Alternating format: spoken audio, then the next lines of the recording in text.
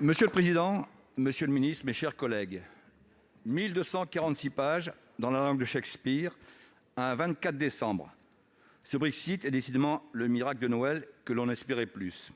Encore une fois, je tiens à saluer le travail hors pair du négociateur européen Michel Barnier et de toute son équipe. 47 ans de vie commune, 4 ans et demi d'instance de divorce et une pension alimentaire dont nous ne connaissons pas encore le montant. De nombreux intérêts européens et britanniques sont interdépendants. Nous devons assurer leur convergence. Il va falloir appliquer cet accord, l'interpréter et faire avec les possibilités et les limites qu'il contient. Monsieur le ministre, pour nos concitoyens et nos territoires, cet accord laisse de nombreuses questions en suspens.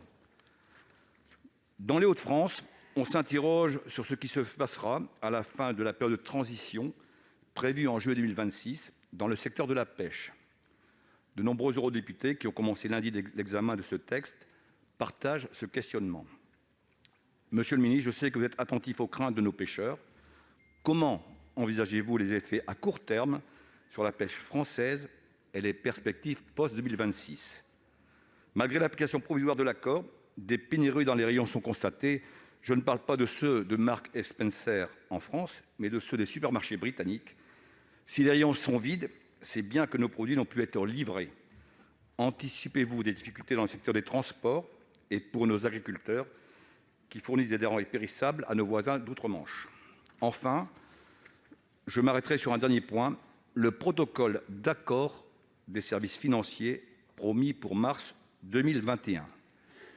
Quelles sont, monsieur le ministre, les étapes suivantes?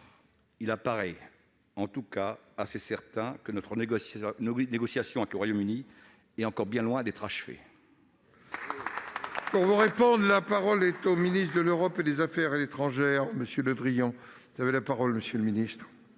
Merci, monsieur le président. Monsieur le sénateur Wattebled, vous avez raison de souligner que cet accord est finalement un bon accord. Il n'était pas attendu à la fin de les négociations qui ont été extrêmement difficiles. Et vous avez, à propos de cet accord, posé plusieurs questions auxquelles je vais répondre brièvement. D'abord, concernant la pêche, puisque c'est un souci important et qu'on ne considérait pas antérieurement qu'on allait pouvoir trouver un accord sur la pêche, parce que le Royaume-Uni considérait que la pêche était le symbole même de sa souveraineté retrouvée. Or, sur la pêche, vous connaissez l'accord et le fait que nous avons pu à la fois préserver l'accès aux eaux britanniques, mais aussi ne diminuer les quotas que de 25% à horizon juin 2026, je vais y revenir, alors que l'exigence britannique était de 80%.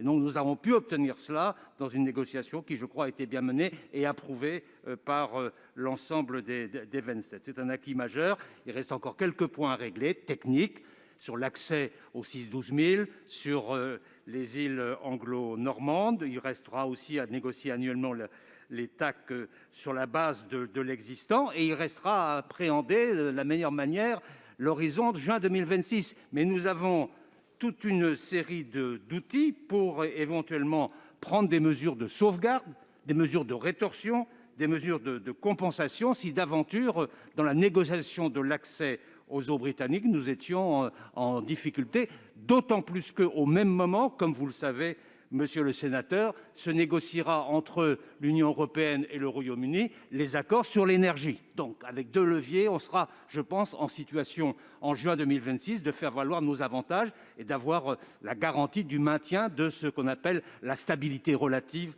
dans l'accès aux eaux. En ce qui concerne les services, en particulier les services financiers, la situation est très simple.